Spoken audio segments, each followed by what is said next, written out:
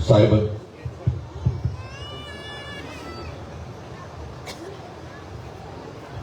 जब तू आया जगत में जग हंसे तू रोए, ऐसी करनी कर चलो तुम हंसो जग रोए। साहब हमसे कह रहे हैं कि जब हम इस जगत में आते हैं हम बेसहाय रहते हैं, हम रोते हैं। अब छोटे बच्चे जो होते हैं पैदा, वो बोलने तो नहीं लग जाते हैं सीधा, वो रो के चिल्ला के अपनी बातें बताते हैं।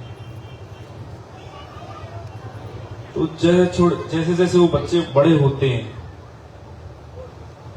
जैसे जैसे वो बच्चे बड़े होते हैं, उनकी माँ बाप की जिम्मेदारी होती है कि उनको ये बड़ा करें, उनके अंदर अच्छे संस्कार डालें, उनके अंदर अच्छी आदतें डालें।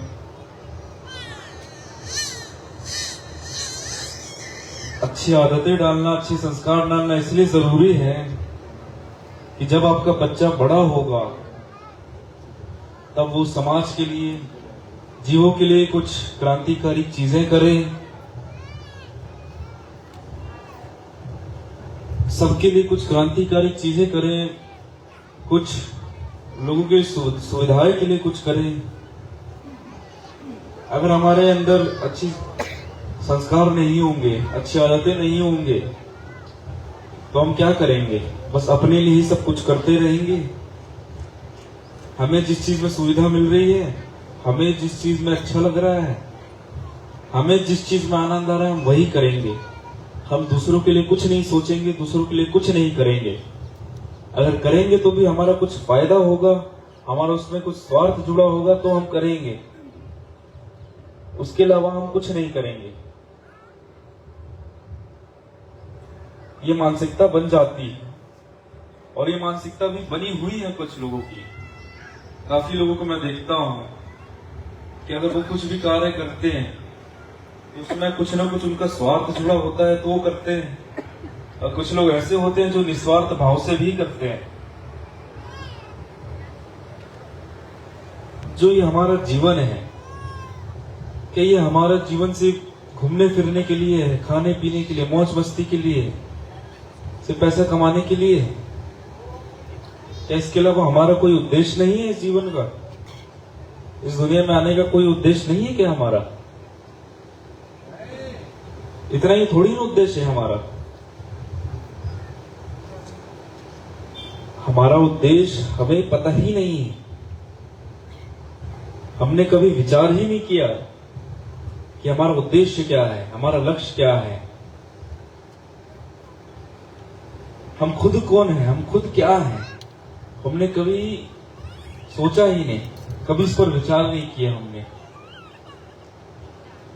विचार भी कहां से करेंगे हम?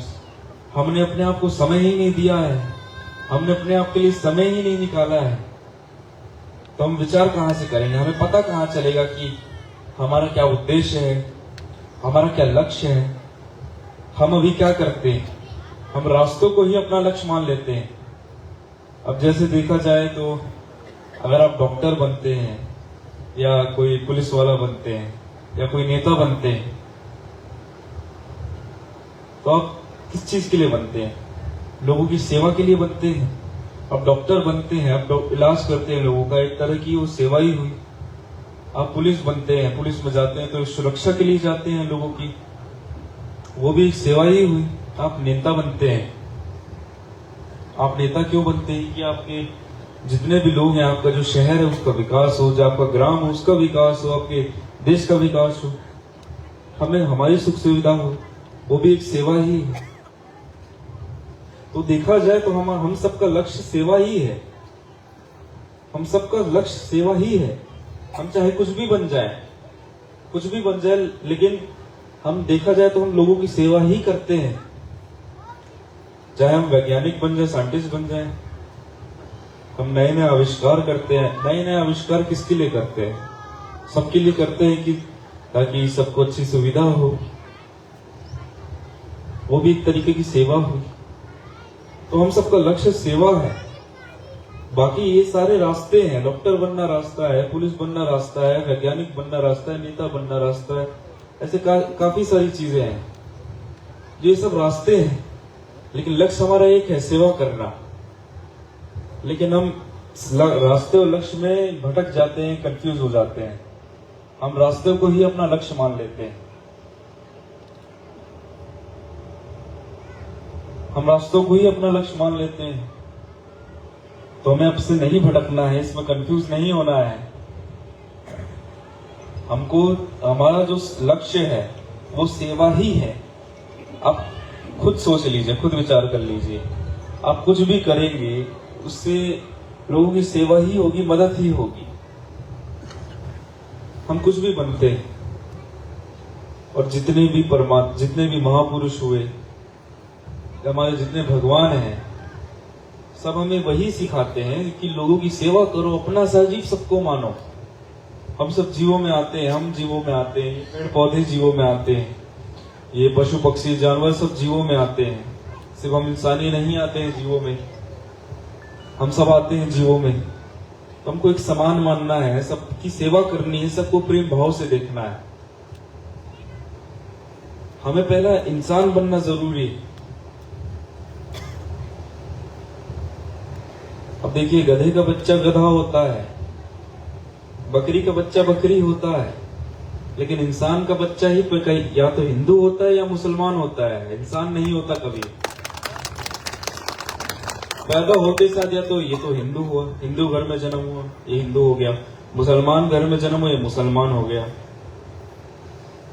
अब कोई भी धर्म में हुई है, पहले तो इंसान बनिए ना।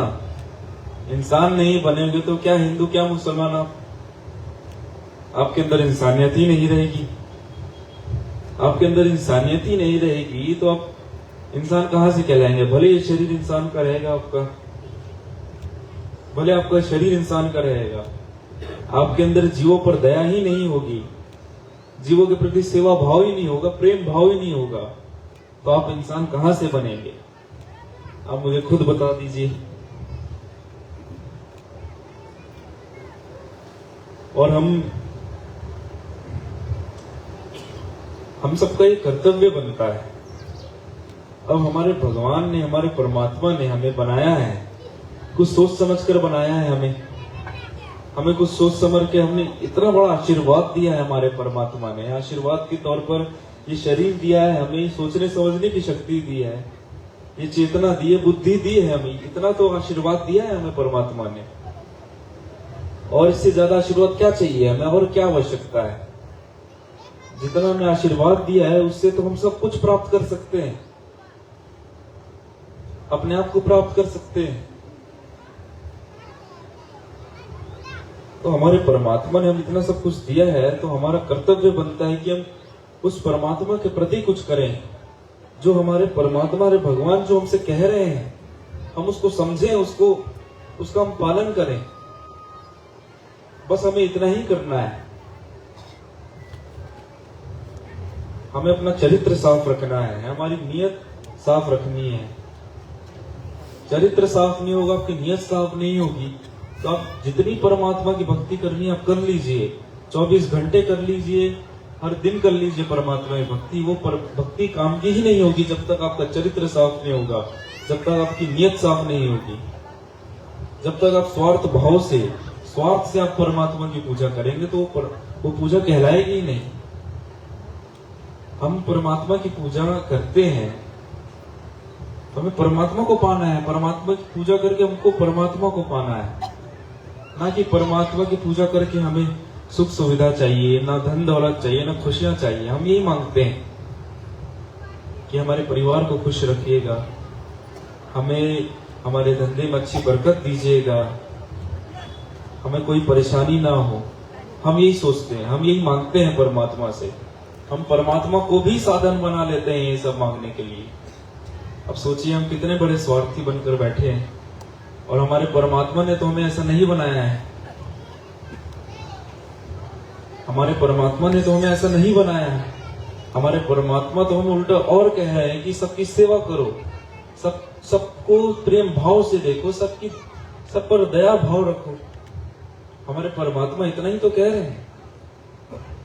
हम इतनी सी बात नहीं मानते अपनी परमात्मा की, इतनी सी बात नहीं हम समझ नहीं पा रहे हैं परमात्मा की। तो उस परमात्मा की पूजा करने से हमारा क्या फायदा है? आप खुद विचार करिए। तो जो ये हमारा मिशन है, इस मिशन का भी उद्देश्य है जीव दया आत्म पूजा। ये मिशन भी जीव दया आत्म पूजा को लेकर चलता है। अब आत्म पूजा आपको बताना चाहूंगा, जो हमारे अंदर परमात्मा है, हम एक दूसरे से मिलते हैं, हम एक दूसरे को नमस्ते कहते हैं, नमस्कार करते हैं, साहेब बंदी कहते हैं, क्योंकि हम एक दूसरे के शरीर को कह रहे हैं? नहीं, जो हमारे अंदर परमात्मा विराजमान है, हम उनको नमस्ते कर रहे हैं, उनको नमस्कार कर रहे हैं, उनकी बंदगी कर रहे हैं। उसी परमात्मा को हमें पहचानना होगा, उस परमात्मा को हमें पहचानना होगा। उस परमात्मा को हम तभी पहचान पाएंगे जब हम अपने आप को जान पाएंगे। अपने आप को जानना जरूरी है। हम हर चीज के लिए अपने समय निकाल सकते हैं, लेकिन अपने लिए समय नहीं निकालते हैं। दुनिया भर की सारी चीजों के लिए हमारे पास समय है, लेकिन हमारे पास अपने लिए समय नहीं है, खुद के लिए समय नहीं है। अब कुछ कहेंगे, हम अपने लिए समय निकालते हैं, अपने काम धंधे से छुट्टी लेकर हम घूमने फिरने जाते हैं, हम खाने पीने जाते हैं, मौज मस्ती करते हैं। उसमें भी अपने आप को कहाँ समय दिया? अपने घूमने फिरने को समय दिया, खाने पीने को समय दिया, मौज मस्ती को समय दिया। अपने आप को कहाँ समय दिया? आपने अपने आप को समय देना है तो आप थोड़ी देर ही आप अकेले बैठिए, एकांत में बैठिए, अपने आप से प्रश्न करिए कि मैं कौन हूं, मैं क्या हूं। अपने विचार जानने की कोशिश करिए। अभी जो हमारे विचार हैं वो दूसरों से लिए हुए विचार हैं, हमारे खुद के विचार हैं ही नहीं। हमारे खुद के जो विचार हैं हमें कहां से पता चलेंगे जब हमने अपने आप को समय ही नहीं दिया? तो हमें अपने आप को समय देना जरूरी है, अपने आप को जानना जरूरी है। हम बस ज्यादा नहीं, आप अपने आप को रोज आधे घंटे समय दीजिए, आधे घंटे से शुरुआत करिए, आधे घंटे अपने लिए समय निकालिए।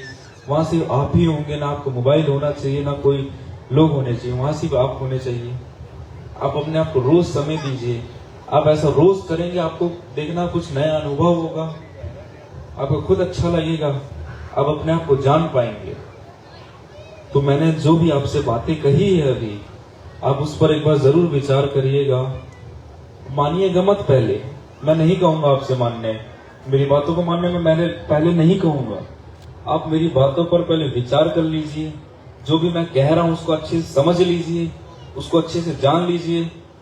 अपने आप से जरूर विचार करिएगा एक बार, उसके बाद आपको सही लगा तो आप मानिएगा, वरना मैं आपसे नहीं कहूंगा आप मेरी बात मानिए। खुद से विचार जरूर करिएगा आप। बस इतना ही कह के मैं आज्ञा चाहूंगा। आपने मेरी बातें बहुत ही ध्यानपूर्वक सुनी, मैं आप सभी का आभारी हूँ। साहिब बंदगी